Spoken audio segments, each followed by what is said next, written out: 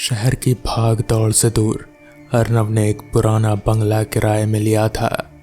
वो एक लेखक था और शांति चाहता था, लेकिन उसे नहीं पता था कि यह शांति जल्द ही उसके सबसे बड़े डर में बदलने वाली है।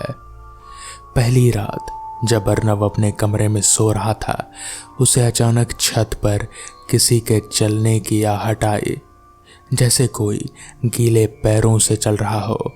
अर्नव ने सोचा शायद पुराना घर है, चूहे होंगे।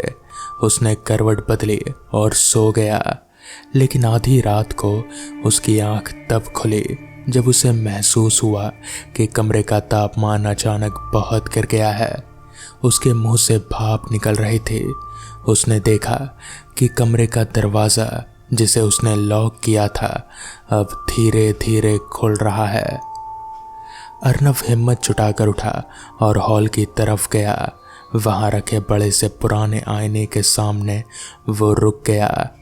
चांदनी की रोशनी आईने के अंदर सब कुछ साफ दिखा रहे थे, सिवाय अर्नव के अक्स के। आईने में अर्नव तो खड़ा था, लेकिन उसके पीछे एक साया भी खड़ा था, एक लंबा काला साया जिसके हाथ अर्नव के गले की ओर बढ़ रहे थे। अर्नव तेजी से पीछे मुड़ा, लेकिन पीछे कोई नहीं था। जब उसने वापस आईने में देखा तो वो साया अब आईने के बिल्कुल करीब आ चुका था और उसका चेहरा खून से सना हुआ था। उसकी आंखें नहीं थे, सिर्फ दो खाली गड्ढे थे जिनसे काला पानी बह रहा था। अर्नव अपनी जान बचाने के लिए मेन दरवाजे की तरफ भागा, लेकिन दरवाज़ा नहीं खुला। तभी उसे वही आवाज़ सुनाई दी जो उसने छत पर सुनी थी। वो आवाज़ अब उसके बिल्कुल कान के पास थी। किसी ने उसके कंधे पर एक बर्फीला ठंडा हाथ रखा और एक कांपती आवाज़ में कहा, तुम मेरी जगह क्यों सोए हो?